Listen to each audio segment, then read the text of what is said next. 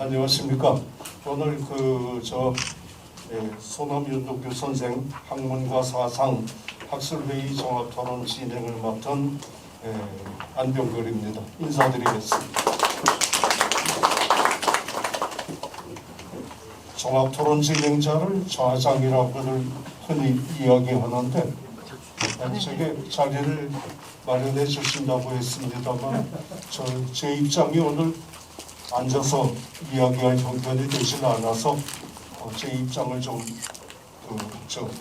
서서 하는 거를 좀 양해해 주시기 바랍니다.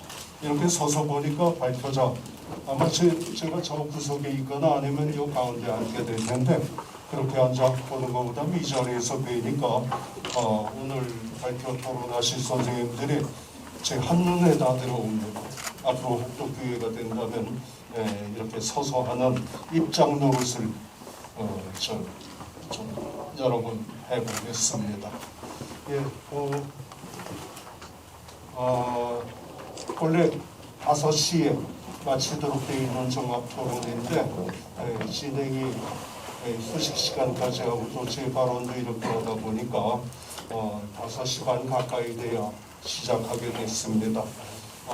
부득이 오늘 주제가 매우 다채롭고 학구적인 주제도 있고 또 그다음에 시작박물관과 남동문화원 특히 인천에서의 윤덕규 선생의 선양 사업을 위한 남동문화원의 그 활동을 제안하는 우리 강진갑 원장님의 발표에 다 들으셨습니다만은 아주 앞으로 하실 일이 많고 저희도 따라서 저희에게도 숙제가 많아졌다는 생각을 합니다. 그러한 논의까지 하다 보니까 얘기가 아주 굉장히 다채롭습니다. 그거를 앞으로 1시간 동안 제가 연결은 사실은 불가능하고 그 각각의 발표가 갖고 있는 의미가 무엇인지 하는 것을 토론자 선생님들의 질의에 덧붙여서 그걸 활용해서 제가 연결해서 정리해드리는 역할을 하겠습니다. 제일 먼저 이런 식으로 하겠습니다. 아마 저도 논평문은 약 한 20-30분 전에야 이거를 받았는데 아마 발표자 선생님들에게는 토론문이 거의 먼저들 전달이 됐을 겁니다. 그런데 그래도 또 저도 이 진행자의 역할을 합니다만은 종합토론이라는 게 반드시 지정토론만이 아니거든요. 저도 선생님들의 그 발표를 듣다 보니까 한 분 한 분에게 모두 다 질문하고 싶은 질문거리가 있습니다. 근데 그 중에 네 분한테 다 할 도리는 없고 한 5분에게만 제가 정리를 해서 이런 얘기도 여러분들과 함께 좀 짚어보면은 이 소남 선생의 학술과 또 앞으로의 사업을 위한 우리의 준비를 다지는데 도움이 되겠다 하는 그런 부분은 제가 함께 하겠습니다. 자, 일단 네 분의 토론자 선생님들이 준비하신 토론문을 먼저 한번 가능하면 읽는 것보다는 키워드 중심으로 그래서 이 발표하신 선생님한테 바로 전달이 될 수 있도록 말이죠. 그렇게 해서 네 분이 먼저 순차대로 질문을 해주시고 그 다음에 또 질문 받은 순서대로 하 교수님과 박혜민 박사님으로부터 해갖고서는 답변을 1차 듣는 걸로 하겠습니다. 그리고 나서 시간이 조금 여유가 있고 여유가 없더라도 제가 그때는 진행자의 전가의 보도가 있습니다. 제가 시간을 조금 더 쓰면 됩니다. 여러분들이 궁금한 거 있으면은 많은 분은 아니래도 한 5분께는 발언하실 질문하실 기회를 드리도록 그렇게 하겠습니다. 맨 처음에 제1 주제를 허경진 교수님 그리고 박혜민 박사님이 고려도설의 동아시아 유통과 영향이라는 주제로 했는데 그에 대해서 인천대학의 원재현 선생님께서 질의를 해주시겠습니다. 부탁합니다. 원재현입니다.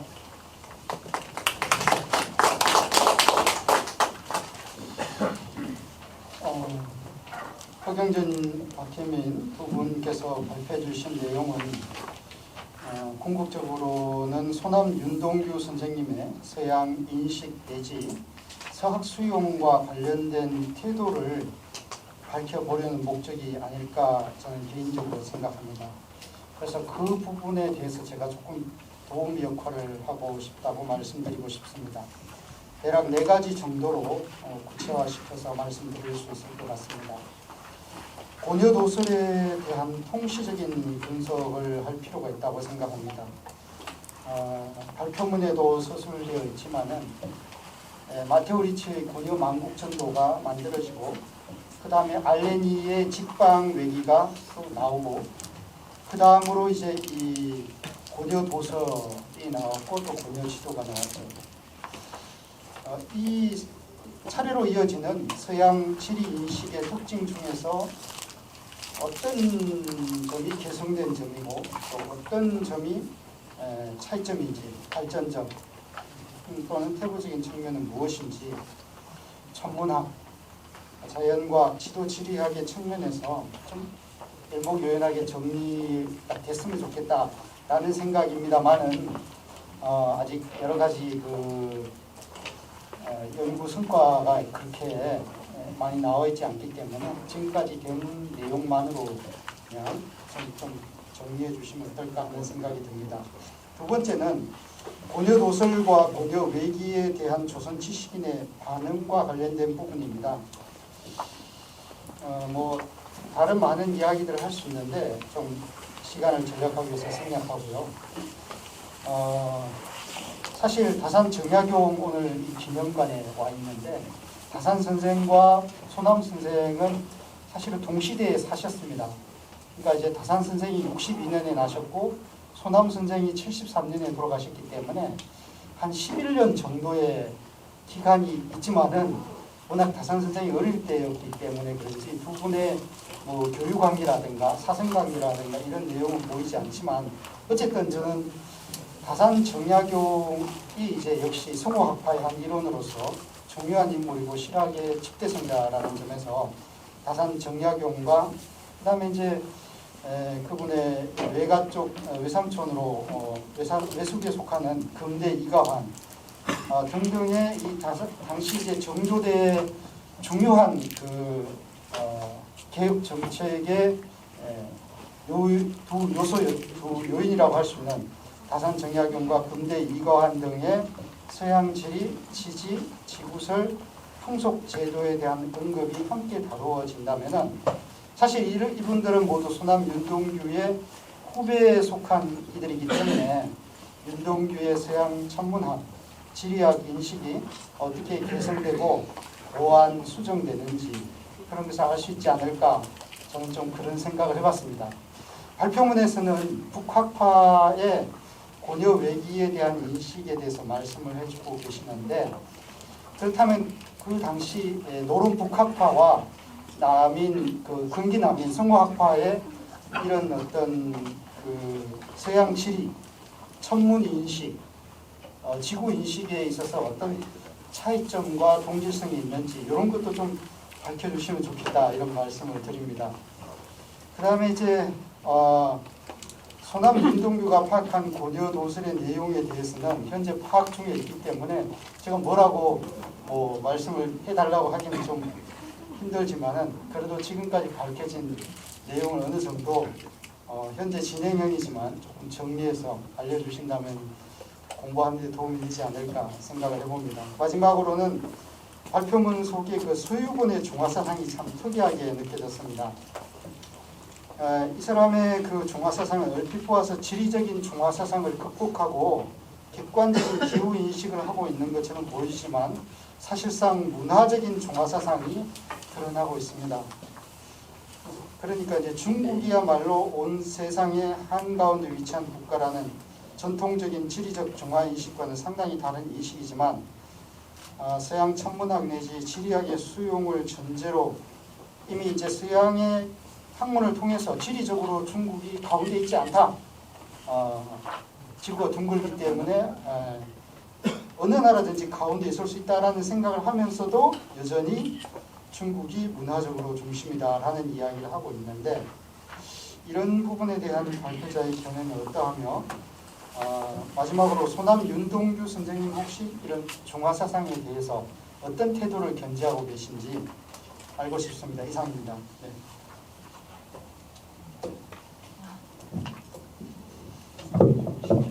예, 원 선생님이 그 준비한 논평문이 상당히 정치하고 내용이 풍부한데 제가 요청을 드렸더니 저 통했습니다. 아주 간략하게 몇 가지 지적하시는데 실상 아까 발표도 요약을 해서 하다 보니까 소유번의 중화사상 관련으로 말씀하시니까 만약에 답변이 이루어진다면은 보충 아까 발표하지 못한 내용에 보충 답변이 될 것 같습니다. 더불어 제가 아까 허 교수님한테는 미리 저 말씀을 드렸습니다만은 여러분들 모두 많이 아시다시피 윤소남 선생의 저 실학자로서의 대표 저작 중에 하나가 우리나라의 주로 지금 북한 지역 또는 만주 지역 가까이에 있는 강들의 연원을 얘기하는 사수변이라는 저작이 있습니다. 그래 그 사수변의 저작이 나중에 다산께는 다산의 대동수경에 큰 영향을 준다 하는 그런 말씀도 저는 관련 연구자들한테 들었는데 오늘 그 서양에서 온 지도를 또 그 수용을 하고 그 다음에 또 그것이 우리 조선학교에 준 영향을 말씀을 하셨거든요. 그러니까 수용의 역사와 그 영향이라고 볼 수 있겠는데 범위를 좀 좁혀갖고 선생님이 선생님이 지리학자가 아닌 거는 제가 압니다만은 관련해서 윤소남 선생의 대표저작 사수변과 오늘 발표하신 고려도설 요것과의 혹시 상관관계 내지는 영향을 주고받은 게 있는지 없을지도 모르겠습니다. 제가 모르고 드리는 질문인데 저 질문은 우문입니다만은 현답을 기대합니다. 준비해 주시기 부탁합니다. 자, 말씀드린 대로 선생님들 답변 준비해 주시는 동안 두 번째 주제가 오늘 참 제가 아주 실상은 다른 선생님들 논문을 제가 미리 받아갖고 두 번씩은 읽었는데 송성섭 선생님 논문은 제가 3번 읽었습니다. 그리고 줄마다 행마다 제가 퀘스천 마크를 달아놓은 게 한둘이 아니고 그 다음에 저 시간만 좀 여유가 있으면은 소남 선생 원본에 들어가서 그 원전이 되는 텍스트 3개를 읽어보겠는데 그거는 저도 지금 숙제를 밀린 것이 있어갖고 시간을 못 냈습니다. 윤석호 선생님이 다산 실학을 공부하는 분인데 주로 사회경제 분야로 합니다만 다산도 고경 공부를 많이 하다 보니 작년 재작년에 제가 한국실학학회 회장하면서 모두 10번의 학회를 2년 동안에 했는데 우리 윤석호 선생님이 그중에 4번 출연을 했습니다. 아주 무섭게 공부하는 분이고 그 주제가 모두 다산이 공부하셨을 고경 고제들에 대한 관련 내용입니다. 그래서 오늘 또 오늘 보시면은 이게 구체적으로 무슨 내용인지 몰라도 우리 소남 선생의 윤려 이론뿐만 아니라 사실은 이거 한 100년 150년 전에 누구나 다 아는 얘기는 아니지만은 여러분들 조선 초에 중국에서 들어온 성리대전이라는 책 있죠. 그게 조선 중기에 주자전설을 완전히 가능하기까지는 우리나라 조선의 유학자들이 주자학의 성리대전 그리고 근사록을 통해서 공부를 했습니다. 그러니까 우리나라 사람들의 필독서였는데 그 안에 윤려 신서가 있습니다. 그러니까 물론 그 안에도 읽는다고 다 이해하는 것은 아니니까 누구나 다 안다고 할 수는 없지만은 웬만한 선비들은 그 말은 이해할 수 있는데 제가 40년 남짓 동양철학과에서 동양철학 공부한다고 하면서 아직도 퀘스천 마크가 많습니다. 이 주제에 대해서 윤석호 선생님이 이런 논평 내지는 질문이 가능하구나 하는 질의서를 만들어 오셨습니다. 이걸 통해서 여러분들 이해를 더 깊이 하시기 바랍니다. 윤 박사님 부탁합니다. 네, 다시 인사 올리겠습니다. 윤석호입니다.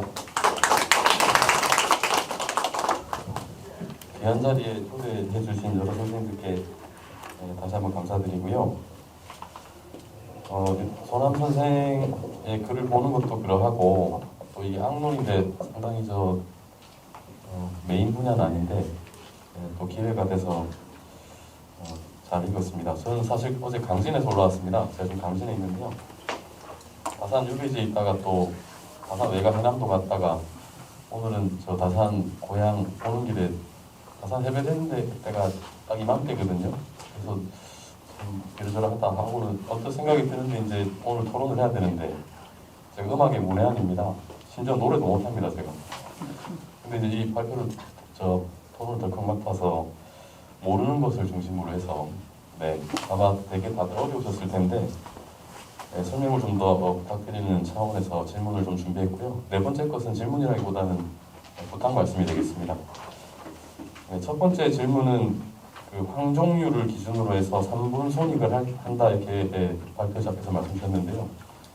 제가 이야기로는 그 음을 이제 12음을 만들 때 제일 기준이 되는 음이 이제 황종음인데요. 그 황종을 이렇게 대롱입니다. 큰 관에다가 후 불면 이제 그 음이 날 텐데 이제 길이가 맞아야지 그 음이 나옵니다. 근데 그 황종관을 먼저 만들고 거기서 순차적으로 황종관에서 3분의 1을 잘라내서 그 다음 음을 만들고 그 다음 거기서 3분의 1을 다시 덧붙여서 그 다음 음을 만들고 이렇게 이제 왔다 갔다 해서 총 12개의 음을 만드는 겁니다. 근데 이제 손함 선생이 그것에 대한 비판을 보면은 사실 이 황종관에서 다른 관을 만드는 방법에 대해서 의문이 많이 제기되거든요. 기장을 이렇게 세운다 그랬는데 길쭉한 방향으로 세웠는지 아니면 눕혀서 세웠는지 뭐 여기부터 시작해서 근데 이제 제가 이야기로는 길이만 자른 걸로 봤는데 손함 선생은 나중에 맨 12번째 음에 가면은 바늘 하나 들어가지 않을 정도 구멍밖에 안 된다 이 말을 하셨던 걸 보면 길이뿐만 아니라 지름도 줄였던 것으로 이해하신 것 같다는 생각이 들었습니다. 그래서 그런 이 손함의 황종관 이후에 12이 율관을 만드는 이해 방식이 그게 독특한 이론인 건지 아니면 어디서 논을 하는 건지 아마 관련해서 보셨을 테니까 질문을 드려봤고요. 그 다음 두 번째는 그 공상각 치우 5개의 성이 있는데 변학이라는 그 노래에서는 상성을 빼고 이제 연주한다 그런 내용이 나와 있었습니다. 근데 줄의 대사학에 나오는 내용입니다. 제가 오늘 찾아봤는데요. 그 상성이 안 나와 있어요. 근데 이제 줄의 대사학에서는 상성을 안 쓴 이유를 설명을 안 했습니다. 근데 후대 유자들은 그걸 이제 어떤 방식으로든 이해를 해야 되니까 설명을 할 텐데 어떤 분들은 이 상성은 귀신들이 싫어하는 소리라서 안 쓴다는 것부터 시작해서 여러 가지 이제 논리를 얘기했는데 지금 박효자 선생님께서는 이 손함 선생님께서 이 상성을 안 쓰는 해석 방식이 대단히 독특하다 이렇게 평가를 해주셨습니다. 근데 제가 아무래도 이제 스승이었던 그 성호 선생 저작들을 쭉 살펴보다가 보니까요, 이 페이지에 제가 인용을 해놨는데요. 제가 이거 출처를 빼먹었네요. 송모사설 인사문의 목덕 거상이라는 챕터입니다. 거기에 나와 있는 내용인데 역시 이제 기왕에 있던 유자들의 상성을 쓰지 않는 방식에 대한 독법과는 좀 다르게 해석하는 게 보여서 이제 요컨대 이 손함의 그런 이해 방식이 독창적이라고 하셨지만 당시 전후의 유자들의 여러 가지 해석들과 좀 견주어 보고 독창성이라는 판단을 조금 더 있다가 해보는 게 어떠실까 이런 제언을 한번 드려보고 혹시 관련해서 아시는 게 있다면 다른 분들의 해석 방식이 있다면 말씀 주시길 부탁드리겠습니다. 그 다음 세 번째 질문은 그 발표물에서 총 3가지 이 손함 선생 그 글을 참고를 하셨는데요. 제가 이제 손함 선생 그 저작 전체를 열람하지 못해가지고 관련된 게 또 더 있나 여쭤보려고 했었는데 마침 아까 저 기조 강연해 주셨던 김신업 선생님 그 총론 맡으셨던 그 맨 뒤에 해제를 보니까요. 지금 발제문은 답서를 대상으로 했는데 예설 부분에 보니까 또 음악 관련된 내용들이 더러 보이더라고요. 그래서 전체를 조금 더 줄여서 예설과 관련된 내용들을 악설과 관련된 내용들을 조금 더 넓혀보면 어떨까 그런 생각도 들었고요. 그다음 마지막은 한번 제가 읽어보겠습니다. 중요한 인물은 이라는 분야에 대한 선구의 연구를 접할 수 있어서 대단히 반가웠습니다. 다만 차후로 이 소남 악론의 내적 구조와 내용 조금 더 선택하는 것이 필요하겠다 싶었고요. 그다음 이제 그것을 좀 더 넓힌다면 그의 학술 전체상에서 이 같은 악론이 가지는 위치, 그다음 조금 더 넓혀본다면 조선 후기 악론 내에서의 위상, 특히 조선 후기가 되면 이 음악에 관심을 가지는 분들이 대단히 많습니다. 그래서 그런 연관성 안에서 가로 세로 이렇게 접점을 잘 좌표를 찍는 방식으로 공부를 더 많이 해주시면은 조합으로서 많이 도움이 되겠습니다. 감사합니다. 예, 고맙습니다. 토론문 내용도 사실은 아주 전문적입니다. 그래서 역시 아까 호 교수님한테 제가 질의 하나 부탁했듯이 송 박사님한테도 제가 먼저 귀등을 좀 해드렸는데 질문입니다. 저의 질문입니다. 여러분들 그 논문에 만약에 집중하셨다면은 우리가 아는 음악은 예술인데, 그렇죠? 이술 회화와 더불어 말이죠. 그런데 이 안에는 천지 음양 그리고 주역과 주례의 여러 가지 이론을 섞어 갖고 말이죠. 게다가 수리까지 포함해서 그 이론이 주로 대부분을 이루고 있습니다. 이 부분은 저도 궁금증이 좀 있는데, 이 율려라는 것이 예전 분들의 음악인데 율려가 어디까지 예술이고 어디까지 과학인가? 요즘 서양 사람들이 말하는 사이언스하고 동일하지는 않겠지만은 예전에 주역하고는 우리나라의 수리 개념에 기초가 됐거든요. 이것이 아까 그 본문 중에 보면은 12몇 개, 12개의 궤도 그려놓고 하는 거를 봤는데 분명히 이거는 뭡니까? 아주 도식적인 규칙으로 나간단 말이에요. 그거는 예술적 구상으로 봐야 할까, 수리 내지는 과학적 아이디어로 봐야 할까 하는 게 제 질문이었습니다. 그리고 질문하는 사이에 진짜 궁금한 게 있는데, 선생님이 말씀하신 소개한 이 내용이 요즘 우리나라에 국악하는 분들은 이 시스템을 따라갖고 연주하는데 소리로 구현이 되는지 이건 제가 몰라서 질문하는 겁니다. 네, 좀 답변 이따가 부탁드리겠습니다. 아니면 선택적으로 하나만 하셔도 됩니다. 예, 그리고 세 번째가 안동대학의 전성권 교수님의 소남의 사서학의 의미. 논문에는 그 소남 경설 중에 있는 논어와 맹자와 학용에 대한 그 이론을 한 낱낱이 소개를 아주 깔끔하게 해주셨는데, 오늘 발표는 소남의 학문적 특징과 그분이 지향하는 학문적 그 세계에 대한 포괄적인 말씀을 해서 그건 여러분들도 쉽게 공감을 하셨으리라고 봅니다. 교원대학 윤리교육과의 김민재 교수님은 얼마 전까지 안동대학에 계시다가 10중 8군 두 분이 짜고 치는 발표 토론이지 싶은데요. 네, 김 교수님 부탁합니다. 네, 김민재입니다.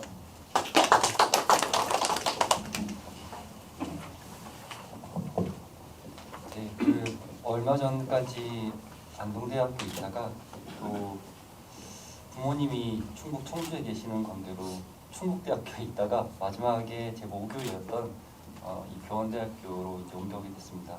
그래서 두 번 바꾼 거예요? 네. 네, 그런 적이 있습니다.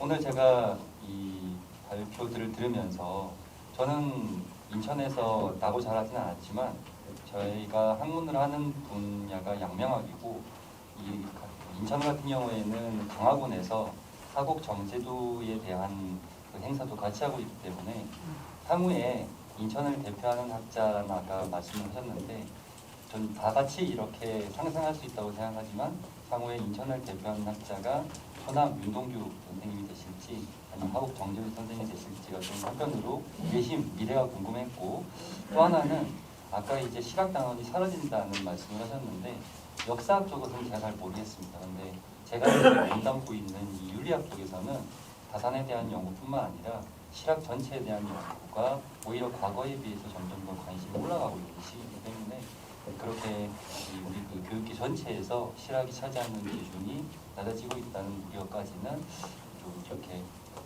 안 하셔도 괜찮지 않을까라는 생각이 들었습니다.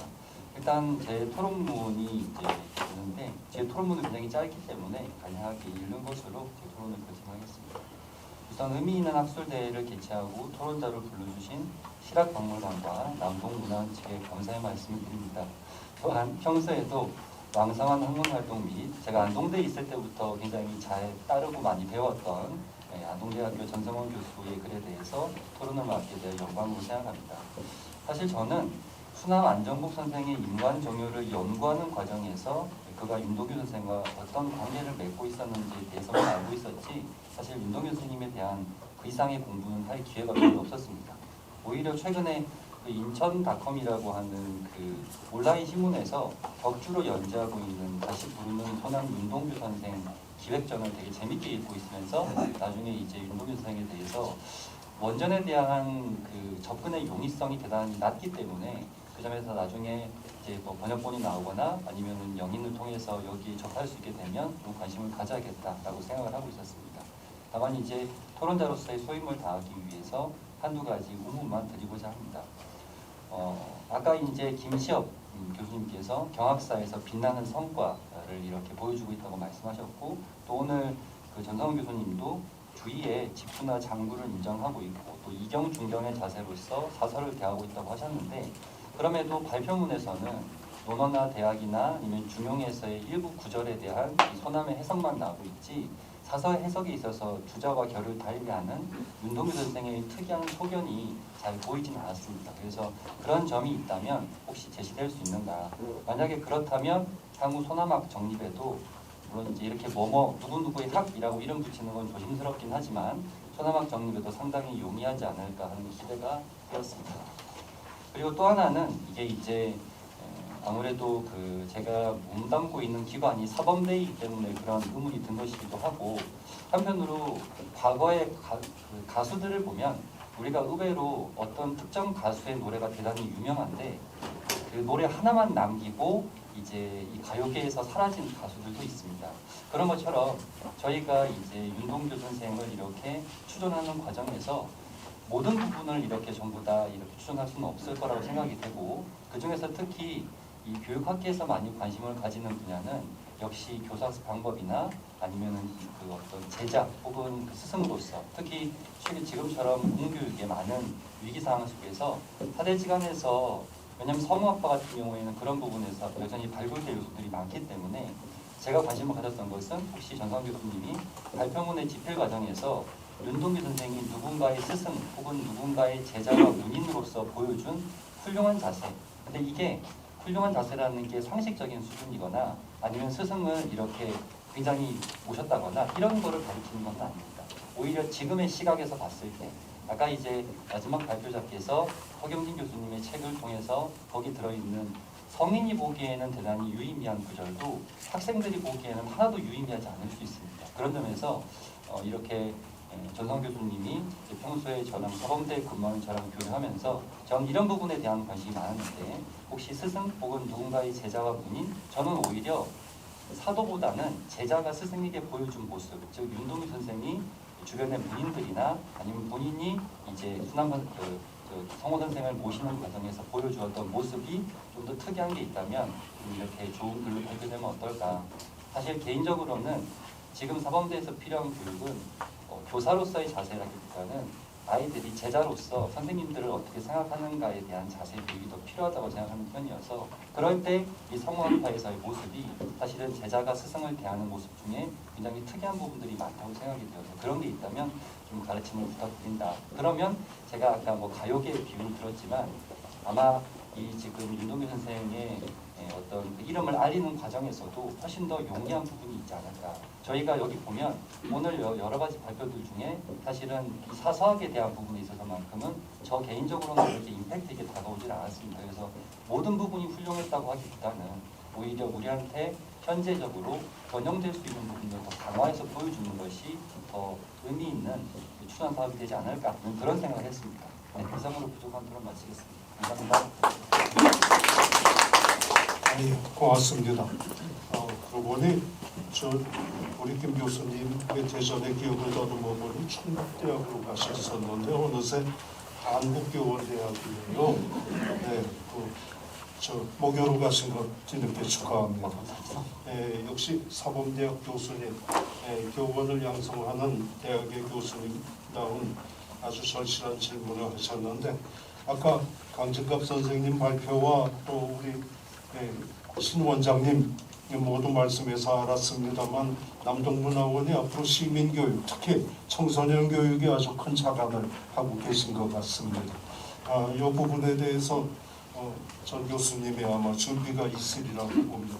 제가 안동에서 가르치던 학생들을 지금 모두 전성훈 교수께서 맡아갖고 저 교육을 시키고 있는데 그 사람들에게 제가 들은 정보로는 올해 지난 1학기 내내 윤소남 문집을 소남 문집 유집 초지요 거기에 있는 권기훈의 행장초와 안수남의 행장을 일단 학생들하고 깔끔하게 읽으셨다고 봅니다. 그 안에 지금 질문하신 내용에 대한 답변이 있습니다. 준비 부탁드리고요. 오래 기다리셨습니다. 오늘 마지막으로 윤소남의 문화 콘텐츠 개발 방향을 강진갑 원장님 많이들 아실 겁니다. 경기 문화재단에 오래 근무하시면서 이 경기도의 그 문화 발전과 그 구현을 위해서 평생 애쓰신 분이고 지금도 현역이십니다.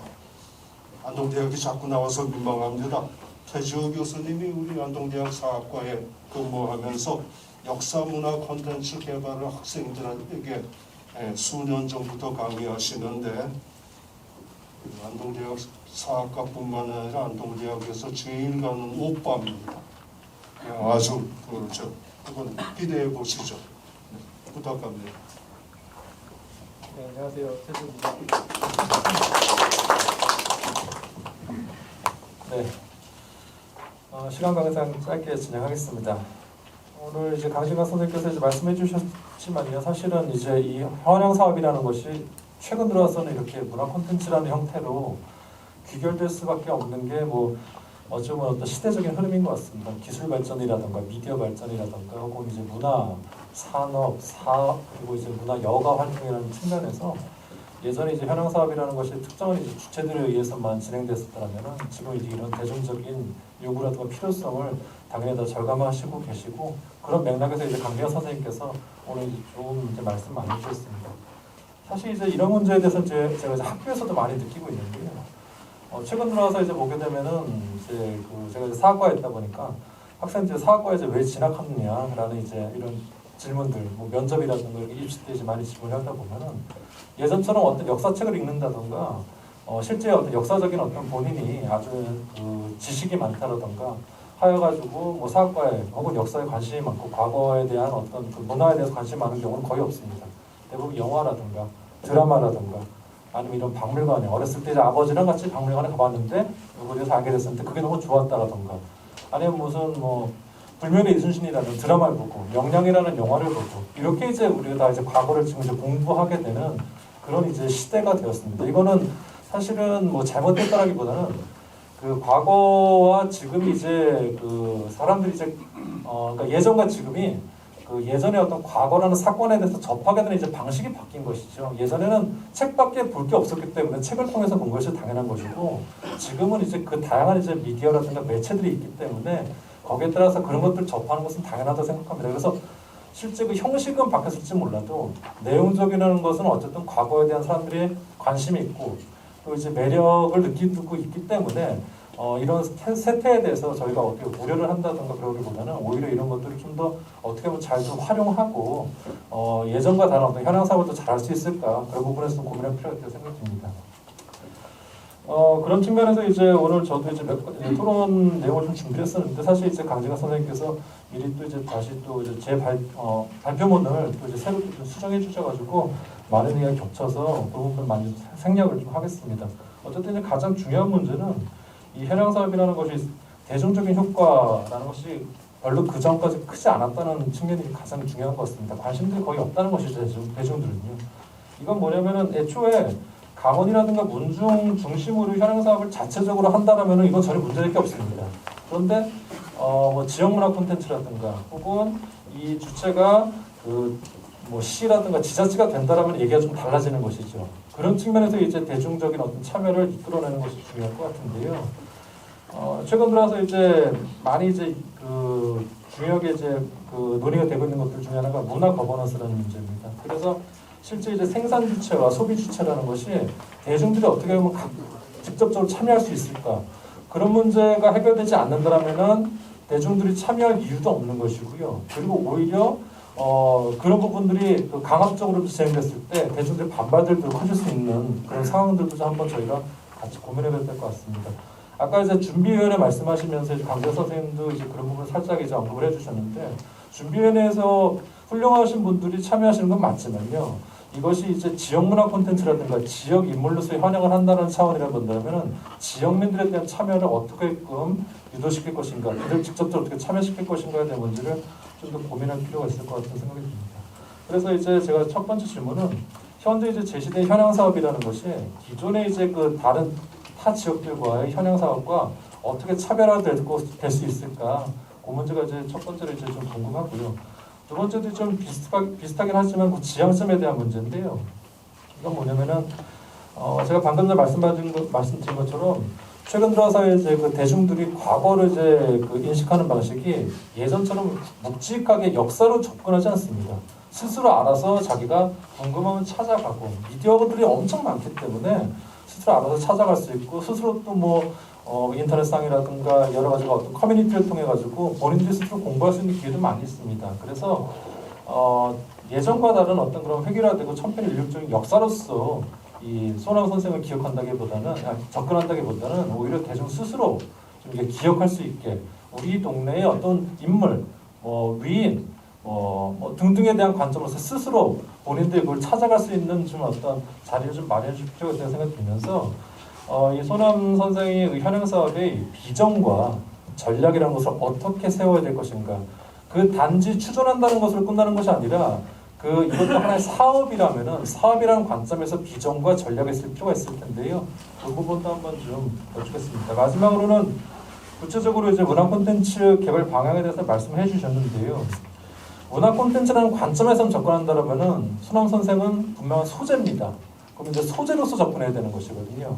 그러면 이제 아까 이제 강재환 선생님 말씀해 주셨지만 스토리텔링 말씀해 주셨는데요.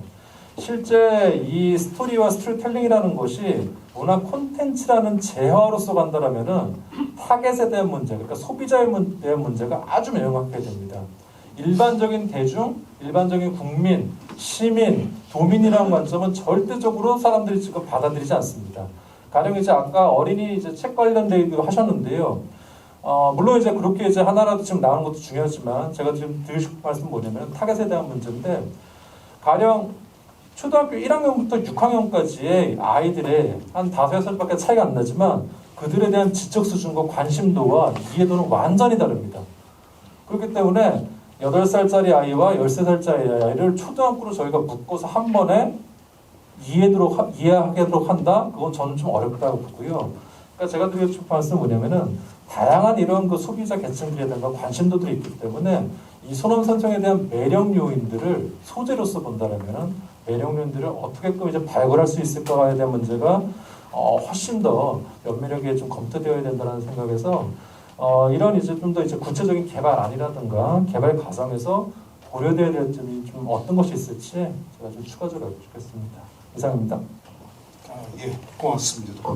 이 네 분의 질문을 받았는데 논평 내주는 질문인데 사실은 각각의 주제 하나하나가 앞으로 두고두고 말이죠. 윤소남 선생의 학술을 계속 연구하고 사업을 위한 활동을 할 때 독립적으로 해야 할 주제들입니다. 하나하나가. 이제 그러나 오늘은 무한정할 수는 없고 또 요 다음에 할 목도 좀 남길 거라는 생각을 조금 해주시고요. 우선 제일 먼저 원재현 박사님 질문에 대한 답변을 허 교수님과 박 선생님 부탁합니다.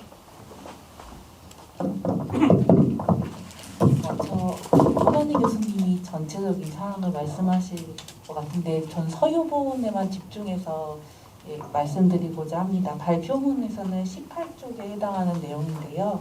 원장님께서 이제 서유본이 중국은 적도의 북쪽에 위치하므로 세상의 중앙에 있는 건 아니라 열대도 한대도 아닌 온대에 걸쳐 있어 땅의 지기를 받아 선진 문화를 이룩할 수 있었다고 하는 그 생각이 독특하다고 말씀해 주셨는데요. 여기에 대해서 이제 서유본 달성 서씨 가문의 가학에 대해서 연관이 있다고 생각을 합니다.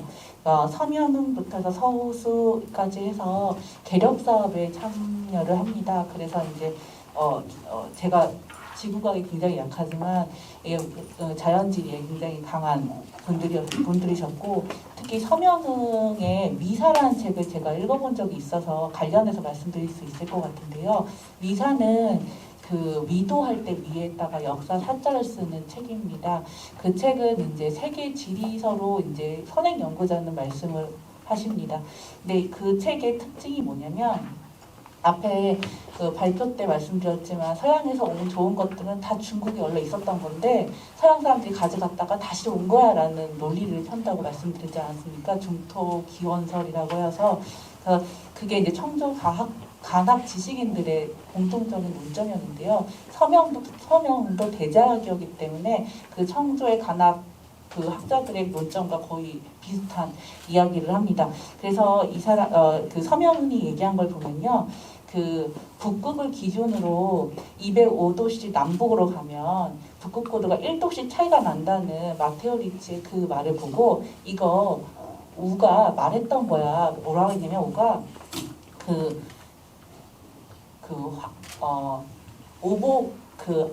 오복 있지 않습니까? 중앙을 중심으로 해서 점점 멀어질수록 미개해진다라는 오랑캐들이다라는 얘기가 있었지 않습니까? 거기서도 500리 얘기를 했어. 500리마다 떨어질수록 문화가 미개해진다고 말을 했어. 그렇기 때문에 우는 이미 안 거야 라는 논리를 펼쳐요. 간단하게 말씀을 드리면. 그래서 이 지구를 서양인들이 가져온 지원서를 어떻게 받아들이냐면 그 태극이라는 게 북극점이고 그다음에 양위를 낳지 않습니까? 양을 낳지 않습니까? 그거는 이제 북극과 남극이고 그다음에 양위가 끝났으면 사상이 나오지 않습니까? 사상이 이제 온대. 그다음에 팔계가 나오지 않습니까? 팔계는 이 적도 부분을 얘기하는 거야. 그래서 지역을 그런 식으로 나눠요. 그래서 설명을 하는데 거기서 이제 얘기할 수 있는 게 사상의 온대 지방이지 않습니까? 거기에 중국이 속해 있어요.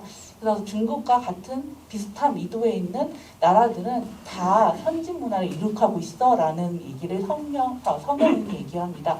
그래서 마테오 리치가 온 이탈리아가 선진 문물을 갖고 있었던 거는 같은 우리 사상이라는 그 지역에 속해 있기 때문이야. 그리고 또 있죠. 남부 아메리카가 있지 않습니까? 거기에서 멕시코 부분에 해당하는 북아메리카 이때 해당하는 부분 거기 사람들 심지어 잘생기기까지 하고 문화도 훌륭해 라는 식의 지리서를 써요. 서명훈이 미사에서. 아마도 그 영향을 받았던 것 같고 그래서 서유본도 역시 그 중국의 적도 북쪽에 있지만 세상의 중앙은 아니지만 온대기 때문에 선진 문화를 일으켰다는 그 논리는 아마 서명훈의 영향을 받지 않았을까라는 생각을 합니다. 그래서 그 서명훈의 미사를 보면 서양과 동양이 나눠지는데 지금 우리가 생각하고 있는 것처럼 유럽을 서양이라고 보는 건 맞습니다. 근데 동양이 좀 달라요. 동양은 중국, 아시아를 얘기하는 게 아니라 일본을 얘기하는 것도 아닙니다. 전통시대에서는 동양하면 일본이나 그 밑에 필리핀을 지칭하는 일도 있었지만 여기서의 동양, 서명훈이 얘기하는 동양은 남북 아메리카를 동양이라고 불러요. 왜냐하면 우리가 중국은 중앙에 있고 서와 동이 대를 이루어야 되는데 그 대가 바로 이 남북 아메리카야 라는 설명의 식으로 말을 합니다. 그래서 서유본의 이러한 생각은 서명의 영향을 많이 받았고 그래서 이거는 뭔가 진화된 중화론이라고 보여지지 않을까라는 생각입니다. 이상입니다.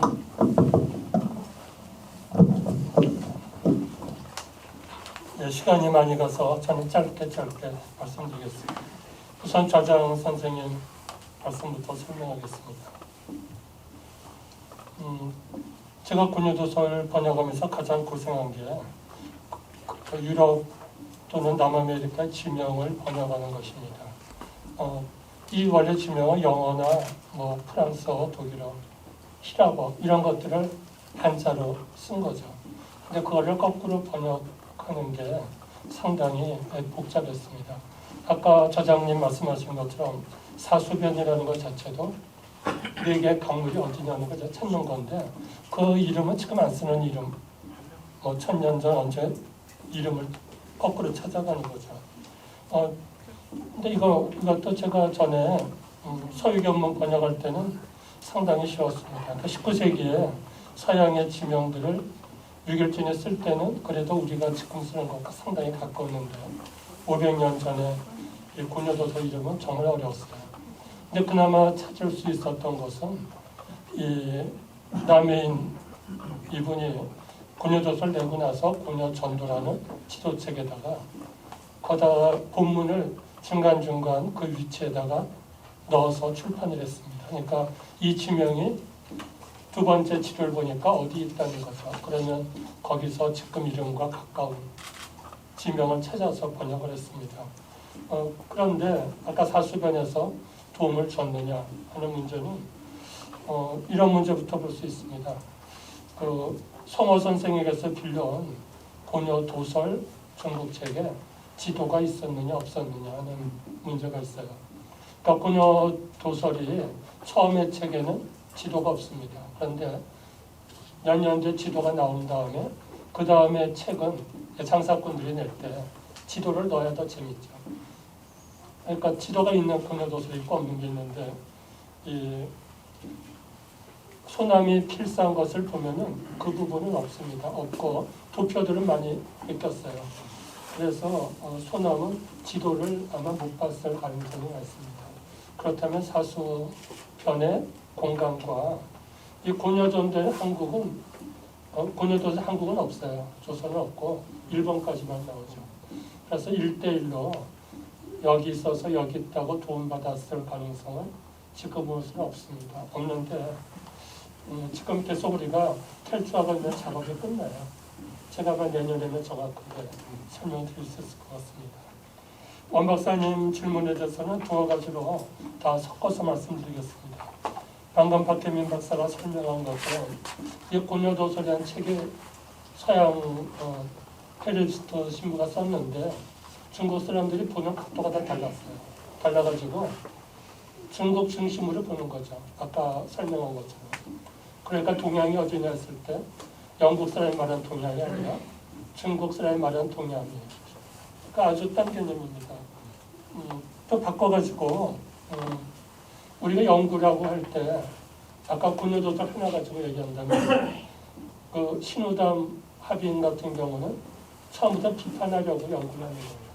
그러니까 성호를 찾아올 때부터 천주를 비판하려고 했죠. 그러니까 첫날부터 질문하고는 계속 썼어요, 글을. 그게 천주교 비판책들입니다. 그러니까 이번에 고려도서나 책방 얘기를 다 그렇게 봤는데 소남은 긍정하려고 이 책을 필사하고 공부했어요. 그러니까 아까 그 수남에게 보낸 편지 같은 걸 봐도 고려도서 어디를 봐라. 그리고 그거를 가신 더욱 믿을만해요. 그러니까 이런 입장이 지금 우리가 번역이 뭐 90%까지 끝났는데 끝나고 더 중요한 거는 지금 우리가 하고 있는 작업 중에 제일 중요한 게 소남 종과했던 친필 편지 1000몇백 통이 있습니다. 그거를 탈주를 지금 하고 있는데 예를 들면 성호 선생 문집에는 소남에게 보낸 편지가 50통 있어요. 그런데 관찰 친필 편지는 성호 선생의 친필이 200통이 넘습니다. 소남에게 준 게. 그러니까 아까 전성광 교수님도 발표하셨지만 지금까지 연구는 수남이 쓴 소남의 행장. 왜냐하면 소남 문집을 아무도 못 봤으니까. 근데 지금도 그 성호 선생이나 수남 선생의 거꾸로 보낸 편지를 가지고 역추적을 해서 공부했어요. 수남이 이렇게 편지를 썼으니까 소남이 이렇게 말했을 것이다. 그런 식의 연구였는데요. 지금 올해 말까지는 소남 편지가 일단 끝납니다. 그게 끝나면 지금 이런 질문들이 고려도서를 과연 어떻게 봤는지. 그러니까 고려도서를 자체로 얘기하는 게 아니라 이분이 논문 쓴 건 없어요. 권여도서에서. 근데 어딘가 편집 중간중간에 있는 것들을 다 끄집어내면 그때 가서 이분이 무슨 얘기를 했는지 알 수 있을 것 같습니다. 그 중화사상 아까 말씀을 하셨는데 우리가 그 소남 선생 문집을 지금 전부 입력을 했고 그 포점을 찍기 위해서 중국 교수에게 보냈어요. 제 개인적으로 중국 주자 연구소의 가장 대표적인 그 주자부서 소장 서봉희 교수에게 초점을 해달라고 했어요. 해주고 아직까지 소남 문집 본 외국 학자가 없으니까 2년 뒤에 와서 우리 국제학술대 때 중국 최고의 학자 5명을 데리고 와서 발표를 해달라고. 그분들이 초점을 하면서 연구하는 거죠. 근데 그분이 2주일 뒤에 저한테 연락이 왔어요. 지금까지 언뜻 보기에는 소남은 전형적인 주제학자 같다. 그러니까 그분의 생각이에요. 그분의 생각은 사단 실정부터 예술가. 근데 우리가 보기에는 사실은 10분의 9가 중요한 게 아니라 10분의 1이 중요한 거예요. 그러니까 소남이 뭐가 다르냐 했을 때 10분의 9는 똑같아요. 그거 다를 수가 없죠. 근데 지금 탈초가 끝나야 10분의 1에 궁금한 데다 온 박사님이 질문하신 것들이 거기서 나올 것 같습니다. 지금으로서는 우선 우리가 지금까지 본 거는 그 흔히 얘기할 때 성화학파를 좌파학파 나누죠. 그래서 좌파는 천주교를 천주교 쪽이죠. 그리고 우파는 천주를 비판하는 쪽입니다. 근데 소남은 전에는 두 표 없었어요. 없다가 최근에는 우파 쪽에 끝에다 놓습니다. 근데 이것도 아직까지 편지를 안 보고 이럴 것이다 하고 한 거예요. 편지를 다 봐야 이 신우담하고 주고받은 편지도 다 보고 아까 제가 그 소남과 주고받은 편지를 예를 들었지만 구체적으로 나오면은 소남이 과연 극우파인가 가운데 있을 것인가 그때 조금 더 얘기할 것 같습니다. 그래서 조금 다른 것, 아주 다른 게 아니라 조금 다른 것을 찾아야 오늘 질문에 시원하게 대답할 것 같고요. 아까 연 박사님 마지막에 그 프린트 제일 밑에 보면 이런 질문하셨습니다. 7대 불가사의 중에 그 로도스 섬에 있었던 커다란 동상 그거 지금 있냐 하는 질문이 있었습니다. 이 실물이 미국에 있는 자유의 여신상보다 조금 더 큽니다. 그 계산이. 근데 2000년 전에 파괴가 됐어요. 지진 때. 없어졌는데 5년 전에 그쪽 사람들이 이걸 복원하는 프로젝트를 시작했습니다. 그래서 제가 다시 만들죠. 근데 돈을 계산하니까 3,000원? 우리나라 돈으로. 그래서 모금하려다가 실패한 것 같습니다. 2015년에 아주 세계적인 뉴스 중에 하나였는데 아마 당분간은 보고를 못할 것 같습니다. 예, 그 다른 질문들은 우선 권여도서 책부터 출판한 다음에 오늘 오신 분들이 다들 아마 내년 학술대 때는 우리가 무상으로 다 나눠드릴 겁니다. 다 나눠드리면 그때 가서 독후감 삼아 질문도 받고 더 시원하게 설명드리겠습니다. 고맙습니다. 네. 그 원전 자료를 낱낱이 보면서 연구를 하시는 분이니까 그 열정을 말씀에서 느낄 수가 있습니다. 다만 한 가지 아쉬운 거는 이제 아까 그 고려 전도 말씀하셨는데 옛날 지명들 나오는 게 그 시대 이전에 중국에서 번역한 거거든요. 그 고지도를 요즘 참 문물이 발달했는데 지도를 뒤에 비춰놓고 이거 뭐라고 번역해야 되냐 하는 거 우리가 같이 대화하면서 얘기하면 훨씬 실감 나는데 하는 아쉬움을 했습니다. 윤소남 선생 평전도 쓰셨고 앞으로 지금도 계속 소남 선생의 편집글과 성호 선생과 특히 주고받은 그 글에 대한 번역을 직접 담당하고 계십니다. 앞으로 많은 좋은 자료 발굴과 소개를 부탁드리겠습니다. 자, 제가 여기서 여러분들을 한눈에 이렇게 뵙고 하는 자리가 참 좋다 생각했는데 제 입장이 조금 곤란한 게 하나 있네요. 저 가운데 앉아 있으면 옆을 통해서 쪽지를 전달하는데 전달할 방법이 없습니다. 제가 혹시 우리 약속 하나 하십시다. 이렇게 제가 손을 들면 스톱.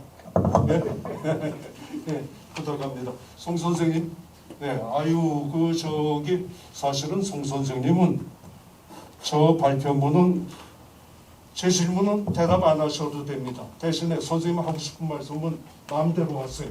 그만한 공력이 들은 논문이라는 거 말씀드리는데 이거는 저분이 요 위에 앉은 분들 중에 저하고 연구 영역이 제일 비슷합니다. 그래서 제가 요만큼 짐작하니까 말씀인데 동양 철학이라고 하면 이익이론이다 또는 어떤 심성이다 하는 도덕률 같은 것만 생각하잖아요. 윤리 이론은 말이죠. 이거는 지극히 객관적이고 수리적인 체계가 있는 겁니다. 여기서 말이에요.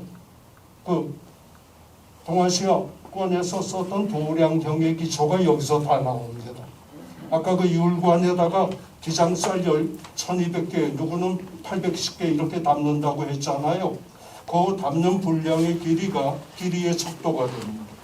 그거를 담는 양의 무게의 척도가 됩니다.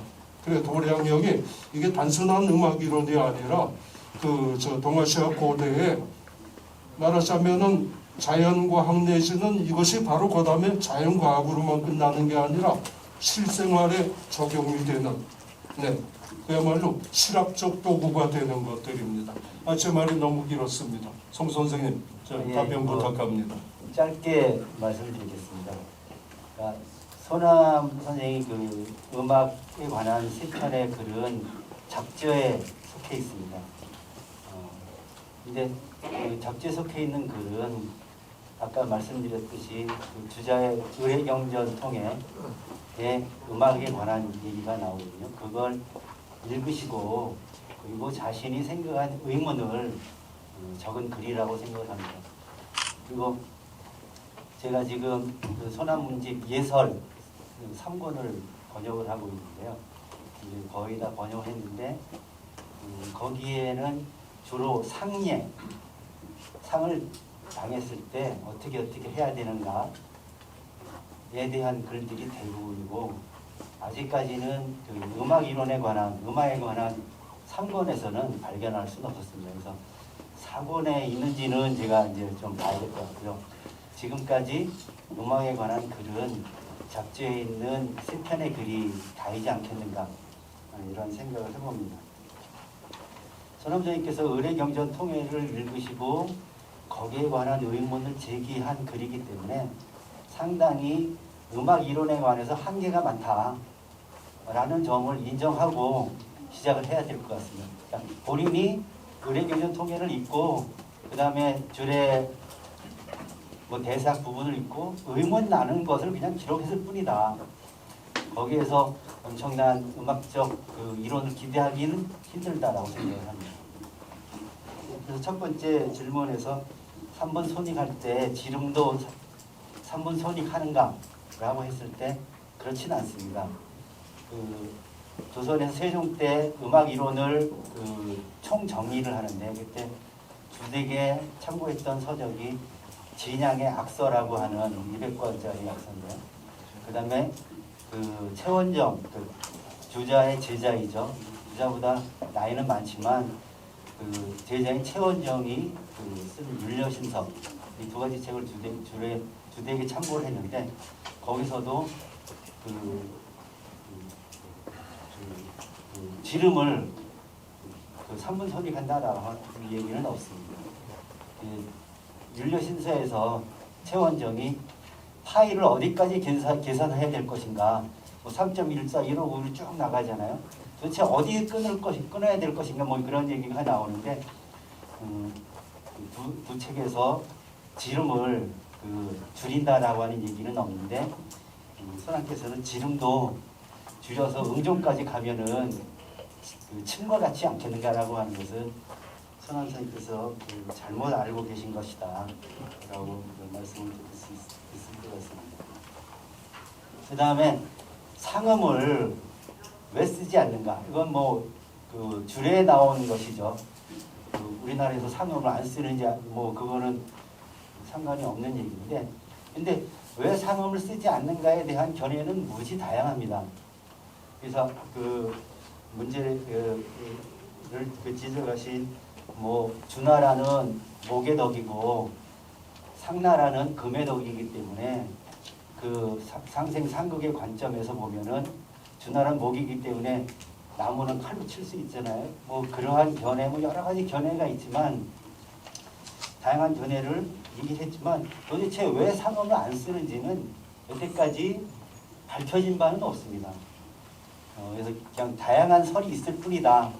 그런데 그 설에 관해서 손암 선생님께서는 공상각지후 5개의 음이 있는데 5개니까 음양이 맞지 않고 하나를 안 써야 되는데 상은 천지 만물을 주재하는 사람과 관계된 것이기 때문에 그렇다라고 하는 견해를 그 삼통이라고 하는 천통, 지통, 인통, 삼통과 관련지어서 그 자신의 견해를 밝힌 부분이 독특하다.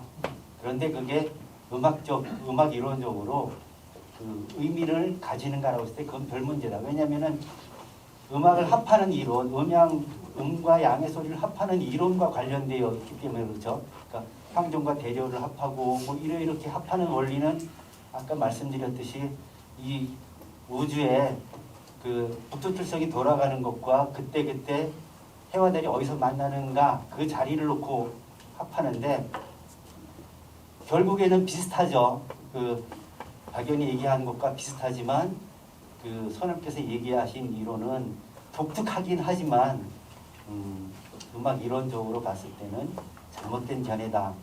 받아들일 수 없는 그런 견해다.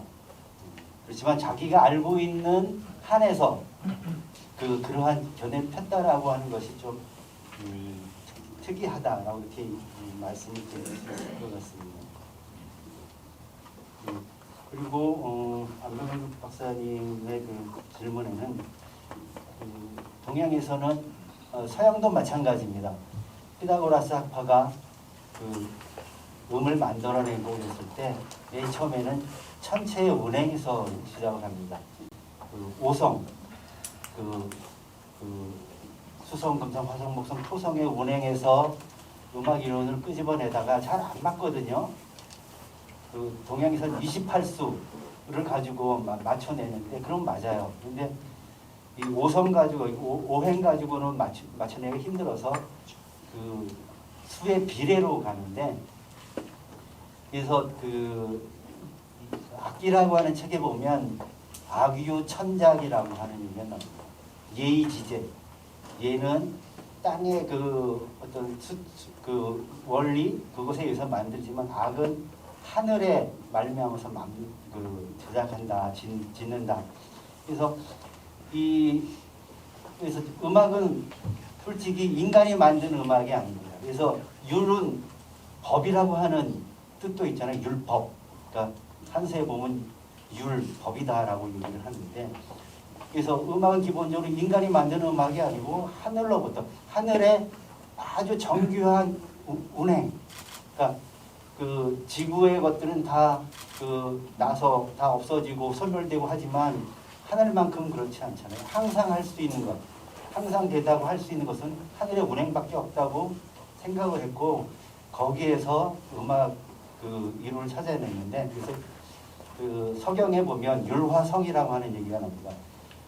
기껏해야 인간이 할 수 있는 것은 이 우주의 그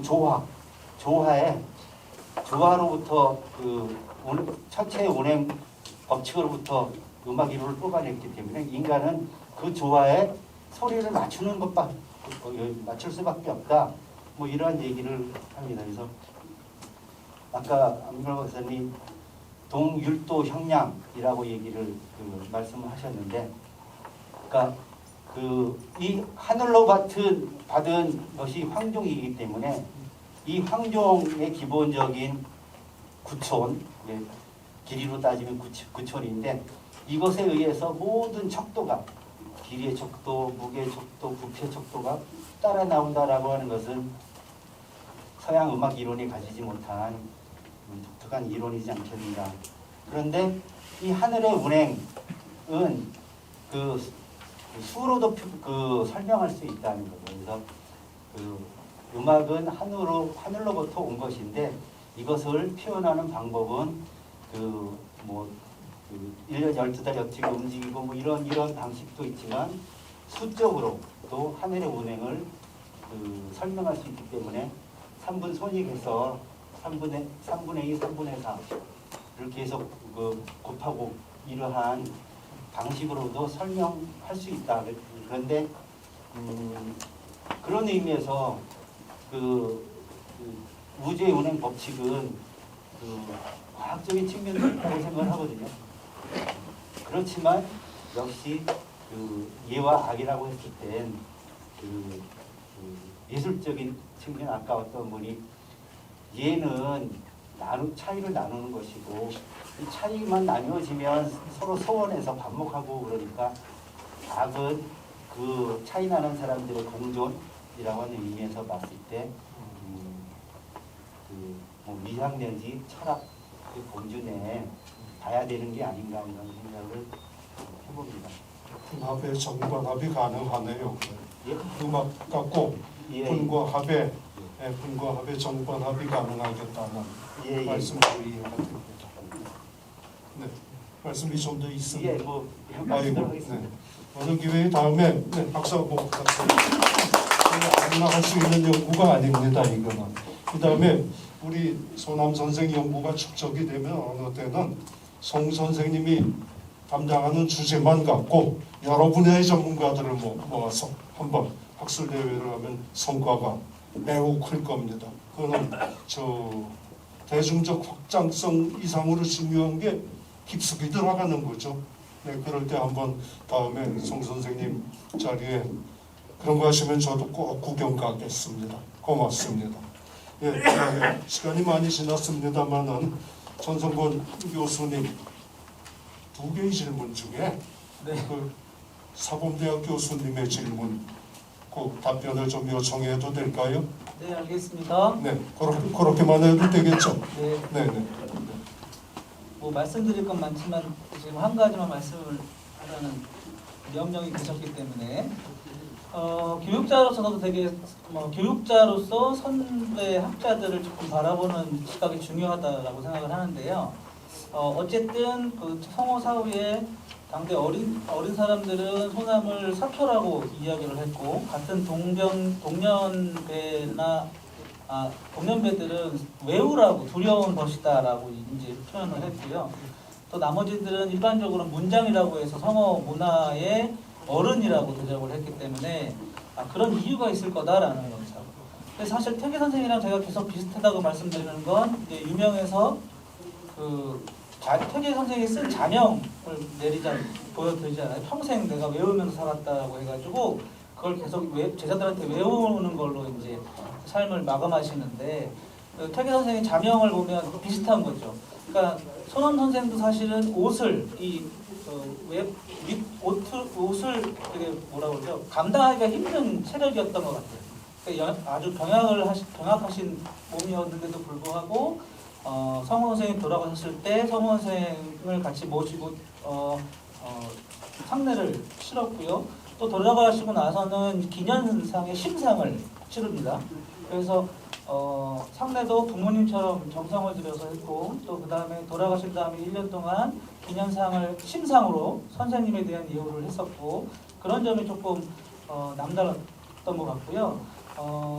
그래서 유약한 육체, 단정한 정신, 맑은 정신이라는 표현도 되고요. 그런데 이제 그 표현 중에서 그런 표현들이 있습니다. 강정하다, 단정하다, 적실하다라는 그 행장 초에 그런 표현이 나오거든요. 그 다음에 염락에 흉금이 있다, 명도의 기상이다라는 말은 되게 그러니까 바른 자세로 뭐랄까요, 아주 단정한 모습을 늘 보였지만 그 속에서 맑고 쾌락한 기상을 보였다, 시원한 기상을 보였다 이런 말이거든요. 그래서 이런 부분들이 사실은 사표로서의 아니면 당대 그 소남 학단을 이끌어가는 어른으로서의 모습이 굉장히 모범이 되었던 것 같고 그래서 당신이 퇴계를 동방의 사범으로 그러니까 선생님의 모범으로 표현하는 것처럼 그 성호 학단 안에서는 또 다른 퇴계의 모습을 유사한 모습을 아마 손원 선생이 갖고 있었던 것은 아닐까라고 이제 저는 지금까지 그렇게 이해를 했습니다. 짧게 여기까지 하겠습니다. 짧은 말씀이시고는 그러기 위해서는 퇴계를 알아야 돼요. 실상은 그 퇴계 선생 언행록이 있는 거는 여러분들 아실 테고요. 그 퇴계 선생의 언행록이 영남의 퇴계 그 항맥에서 만들었음에도 불구하고 성호 선생이 도덕록을 편찬하고 그거를 요 윤소남과 안소남이 이자수어로 개편하는 작업을 하죠.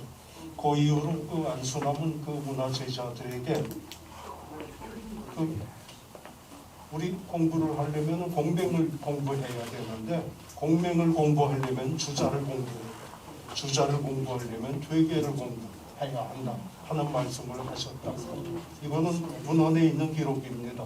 그러니까 우리가 저기 실학과 퇴계학은 별개의 걸로 이렇게 보는 경향이 있는데 실제로 보면 그러면서 안소남이 그 제자나 후진들이 오면은 그럼 퇴계를 공부하려면 이 책을 구하라고 내준 책이 이자수어라는 책인데 그 이자는 퇴계 2부자입니다. 모두 아시겠죠? 예, 저 이자수어도 최근에 근간에 번역된 책이 있으니까 서점이나 도서관에 가시면은 구해볼 수가 있습니다. 한번 관심 갖고 보시기 바랍니다. 아유, 강진갑 선생님 오래 기다리셨습니다. 태조 선생님이 그 아주 요령 있게 질문을 3가지로 했는데 사실은 제가 보기에는 하나로 연결될 수 있는 거라고 봅니다. 기존의 현양 사업과 차별화되기 위한 방안이 무엇인지 그리고 그 현양 사업의 비전과 전략은 어떠한지 그리고 그렇게 해서 만들어지는 문화 콘텐츠의 여러 영역을 개발한다면 좀 더 구체적인 개발안이나 개발 과정이 더 구체적이면 좋겠다는 말씀. 말하자면은 강 선생님이 열정적인 발표를 보다 더 선명한 청사진으로 듣고 싶다 하는 그런 요청으로 보입니다. 이 문득으로 들여서 답변하셔도 되겠죠? 네, 부탁드립니다. 예, 태지호 선생님 발표문은 여기 와서 봤습니다. 이렇게 보면서 느낀 게 제가 굉장히 공부가 많이 됐다는 말씀을 드릴 수가 있고요. 제가 역사 공부를 하다가 문화 콘텐츠에서 저는 역사 문화 콘텐츠라고 표현을 썼는데 태지호 선생님도 문화 콘텐츠에 굉장히 관심이 많은 분이었어요. 그래서 저는 태지호 선생님이 안동대 문화 콘텐츠학과 교수로 가셨는데 사학과에 가셨다 그러네요. 그래서 굉장히 반가웠고 다만 이제 태조 선생님이 제가 지난번에 이 자료를 실린 자료를 보고 굉장히 문제점을 정확하게 분석을 해주셨는데 제가 발표할 때는 아까 말씀드린 바처럼 남동문화 자료 받고 난 뒤에 상당 부분을 새롭게 좀 이 자료 발표를 하였습니다. 그러다 보니까 거기에 결과적으로 태조 선생님이 궁금한 내용 좀 들어 있는 것 같습니다. 그래서 다시 한 번 더 선생님께 좋은 토론 만들어서 감사하다 말씀을 드리고요. 자장 선생님 말씀대로 질문을 한 서너 가지 하셨지만은 다 하나 모여진 것 같습니다. 그래서 기본적으로 아까도 제가 이야기했지만은 기본적으로 좀 비전과 전략이라고 한다면은 인종교에 대한 연구가 신학에 대한 재해석과 이런 식으로 가는 것이 큰 틀이 필요하다. 신학에 대한 새로운 이해, 그걸 통한 인종교에 대한 인식이 좀 필요하다는 큰 걸 좀 제시하고 싶고, 그 다음에 궁극적으로 이 사업 자체가 종친회에서만 할 경우에는 그거는 좀 상관이 없는 거죠. 그렇지만 이것이 자치단체와 시민 전체의 사업을 할 때는 그것이 궁극적으로 인동교의 경우는 인동교의 사상 자체가 인종의 삶 자체가 인천이면 전체 아니면 우리 사회에서 고민하고 있는 시대적인 고민들을 해결할 수 있는 시사점이 좀 나왔으면 좋겠다. 그렇게 해야만이 광범위한 시민의 지지와 공감대를 이끌어서 시민의 기념사를 될 수 있지 않을까 생각을 하고요. 그래서 시대의 정치에 시대의 과제 문제를 좀 연결됐으면 좋겠고, 또 하나는 삶 자체가 시민들에게 어떤 살아가는 데 좀 도움이 되는. 실제로 보면은 아까 제가 지금 개송인 후 교수의 책을 말씀드리는데 인동교가 또 죽는 준비를 잘하고 있습니다. 사람이 사실은 죽어가는 과정이거든요. 그래서 이제 죽음을 생각 안 하면 두렵긴 하지만은 죽음을 잘 준비하면은 사실은 두려울 게 없는 것인데 그런 이야기도 있기 때문에 하여튼 이런 사람의 삶에 대해서 굉장히 도움이 줄 수 있겠다 하는 좀 생각이 들었어요. 그런 것들이 좀 됐으면 좋겠다 하는 거고 또 이제 가장 중요한 거는 그 발표 토론자도 계속 이야기하셨지만 지금은 이제 그 문화 콘텐츠나 역사책이나 다 마찬가지지만은 옛날에는 그 생산자하고 소비자 구분이 됐었죠. 그래서 뭐 영화를 만들면 영화를 보는 사람이 있을 때 지금은 생산자하고 소비자 구분이 안 되는 거죠. 소비자들이 또 자기의 콘텐츠도 만들고 그렇게 하는데 그런 면에서 이 윤동주 기념사업에서 우리가 좀 참고를 할 만한 것은 최근에 전국 도서관에 가면은 평택 도서관도 그렇고 파주 도서관도 그렇고 어떤 일들을 많이 하냐면은 그 강의를 합니다. 그럼 강의를 하면 이제 글 쓰는 법과 은퇴한 분들이 많으시니까 글 쓰는 법과 뭐 그림 그린 걸 가르치는 뒤에 이분들로 하여금 특정한 분을 대상으로 해서 인터뷰를 하게 해가지고 그 구술 내용을 엮어주면은 지도교수 한 분이 붙어가지고 그 내용을 전체적인 책을 내는 거죠. 그렇다고 한다면은 저는 이 윤동규 사업 같은 경우는 그 남동구 주민들을 대상으로 해서 좀 강의를 하고 강의하신 분들이 그래서 자기들이 생각하는 윤동규에 대해서 책을 내는 거고 거기에 전문가들이 같이 결합해서 좀 할 수가 있겠죠. 그러면서도 활동의 가장 핵심은 누가 돼야 되는가? 4명 내지 5, 6명 정도 동아리들이 좀 많이 만들었으면 좋겠어요. 그 동아리들이 만들어져 가지고 그들이 윤동규를 공부하고 윤동규에 대한 이해를 하고 또 그것을 통해서 뭐 자녀라든지 이런 식으로 해서 시민 중심 돼야 된다. 그래서 시민들이 생산자비 소비자라고 하는 그 태조 교수님 말씀이 전적으로 좀 공감을 좀 합니다. 그래서 제 이야기는 좀 요 정도로 좀 간략히 하고 또 다른 부분은 제 좀 발표문을 참고해 주셨으면 좋겠고요. 마지막으로 한 가지 드리고 싶은 말씀 아까 중에 김민재 교수님 말씀 들으면서 굉장히 반가웠습니다. 왜냐하면은 신학 역사학 쪽에서는 굉장히 최근에 연구자가 거의 없다시피 할 정도로 줄어들었어요. 그런데 보면은 결국 문학이나 근데 특히 최근 철학이나 윤리학하는 분들이 굉장히 많이 하신다는 말씀을 들으면서 굉장히 반가웠고 아마도 신학이 새롭게 좀 이해되고 우리 시대에 접근된다고 한다면 또 시민상과 접근된다고 하면은 철학자라든지 윤리학자 이런 분들이 좀 신학자에 대한 연구를 해주시는 게 훨씬 우리 시대에 도움이 되지 않을까 생각이 들어서 윤리학자들이 관심 가지고 한다는 말에서 굉장히 제가 반갑고 감사한 생각이 들었습니다. 감사합니다. 아주 요령 있으면서 충실하게 답변해 주셔서 감사합니다. 실상 이제야 저하장으로서 제가 질문 받고 또 답변을 듣고 하는 건 했는데 요거까지는 사실 기본이고요.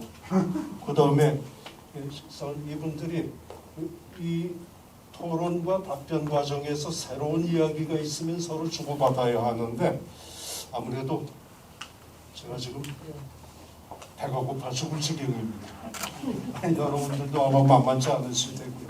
우리 저 발표 토론자 여러분들은 오늘 저도 오늘 와서야 알았습니다만 금년 12월 말이라 남동문화원에서 또 학술대회를 한다네요. 그리고 2023년에 서세 250주년 또 그렇죠. 예, 2025년에 탄생 330주년 학술대회가 연이어 이렇게 지속될 것 같습니다. 그래 우리 아마 선수 바꿔가면서 또 우리가 공부하는 사람들이 나서야 할 것 같으니 그때 만나서 남은 얘기를 좀 더 하시는 걸로 양해하시고요. 주제가 다채롭다 보니까 궁금한 거 많으실 텐데요. 아까 말씀드린 대로 이 남동문화원에서 윤소남 선생의 그 학문을 기리는 사업이 굉장히 많습니다. 요 다음에 우리 또 만날 기회가 조만간에 바로 되리라고 봅니다. 그렇게 양해해 주시고 제가 슬슬 이 자리를 조금 거둘 준비를 하겠습니다. 오늘 시작 1시 반 이전부터 이 자리를 계속 지켜주고 계신 실학대미리 회장님, 이문원 교수님 계십니다. 오늘 회의에 대한 소감이랄까 강평이랄까 좀 간단히 부탁드립니다. 네, 안 해. 여기 앞자리 계셨다는 게 부탁드립니다.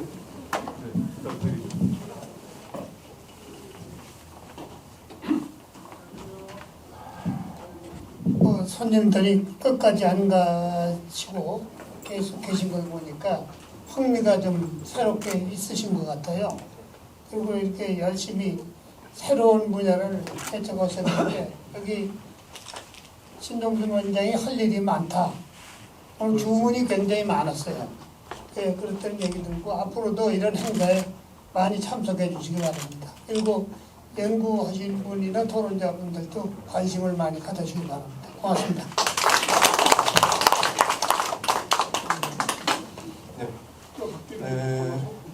제가 좀 이따 마무리는 하겠습니다만 좀 소남 선생 종손이신 윤 선생님, 마무리 인사 말씀 경례 부탁드립니다. 여러 가지 고맙습니다. 감사합니다. 아이고.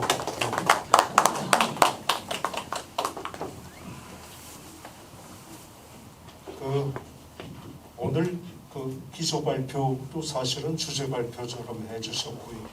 김시욱 관장님은 우리가 오랫동안 실상은 연구자들 사이에 궁금한 것이 내용은 같은 내용인데 텍스트의 형태가 좀 다른 것이 왜 그랬느냐 하는 것이 오늘 선명하게 밝혀졌습니다. 제가 저도 요 근래에 알기는 뭐 십수년 전부터 윤소남 선생의 존재는 제가 알고 있었습니다만 텍스트를 보기에는 요 밑에인데 오늘 네 분 선생님의 발표를 통해서 소남 선생이 참으로 스펙트럼이 아주 넓고 다채로운 분이다 하는 것 여러분도 공히 느끼셨을 겁니다. 허경진 선생님은 전적으로 소학을 수용하는 그리고 또 윤소남에게만 국한된 것이 아니고 조선 후기의 그 지식사회의 지평에서 해주셨으니 그런 흐름에 함께 하셨다는 분이라는 것 확인이 되겠고요. 그런가 하면 송성석 박사님은 제가 아까 말씀드렸듯이 궁금한 게 굉장히 많은데 이거는 음악을 중심으로 해갖고 일반 지식인들은 그렇게 많이 이해하기 힘듭니다만 순전히 우리 고전에 의거해서 그 이론에 대한 아주 치열한 이번에 탐구 정신이 보인다고 봅니다. 전 선생님은 그 사서라고 하는 거는 우리 지금 전통 시대에는 뭐 지금부터 한 5, 60년 전에 우리 조부님들 계시던 시대까지는 학문의 기초일 뿐만 아니라 우리가 살아가는 삶의 기초로서 공부를 했던 것이죠. 그것이 소남 선생 통해서 어떻게 더 새롭게 해석되느냐 하는 것인데 저도 이 분야 공부를 합니다만 우리 전 선생님하고 조금 더 친밀하고 더 많이 알려질 수 있도록 준비하겠습니다. 저 오랜만에 강진갑 원장님을 배웠는데 말씀하시는 주제가 앞으로 그야말로 이문원 회장님 말씀하셨듯이 남동문화원의 숙제를 참으로 많이 주셨습니다. 말씀하시는 내용을 다 차근차근 정리하시어서 앞으로 남동문화원이 윤소남 연구의 중심 센터가 되도록 아까 제안하신 중에 저도 참 이런 게 가능하구나. 인천광역시죠? 남동구 뭐 지역으로 남동 아니랄 수는 없습니다만 소남구가 되면 얼마나 기가 막히겠습니까? 퇴계로 경기도 광주 저희 고향에 수남로가 있습니다. 구가 되면 월등 좋잖아요. 예전에 인천의 고호가 소성이죠. 뭐 인천도 소성시라 하고 거기 소남구라고 하면 짝이 맛이 있답니다. 한 가지만 제가 간략하게 덧붙이면 지금 허경진 교수님이 또 이렇게 앞장서셔갖고 남동문화원에서 기반을 마련해서 여기 원 박사님 또 송 박사님 그리고 저도 한 부분 주셔갖고 소남집 번역을 올해 내년에 그 완역 목표로 하고 있습니다. 이 텍스트가 우리말로 번역되고 안 되고가 연구자들이 관심 갖는 것이 크게 다릅니다. 한편으로는 굉장히 반갑고 고맙습니다만은 학술대회의 질이 누가 관심을 갖느냐에 따라 다르고 얼마나 많은 사람들이 여기에 매달리느냐에 따라 갖고 수준이 달라집니다. 해마다 하시는 것이 참으로 반갑습니다만은 저희가 허경진 선생님 지휘하에 열심히 번역하고 다져갖고 충실한 독반을 만들어낼 테니까 학술대회는 그 성과 기반을 해서 진행이 될 수 있다. 그렇게 남동문화원이 한번 좀 생각을 해주셨으면 하는 게 제가 여러 말씀드리고 싶은 중에 꼭 말씀드리는 그것입니다. 네. 오늘 이 자리가 제일 빛난 것, 그리고 앞으로도 소남 선생의 학술이 무궁무진하게 넓이와 깊이를 더하겠다는 확신은 여러 선생님들이 점심 뒤에 1시부터 이 자리를 지켜주신 여러분들 덕분입니다. 오늘 학술대회는 여러분들과 함께 앞으로 소남 학술 연구의 발전을 위하는 박수로 마무리하겠습니다. 감사합니다.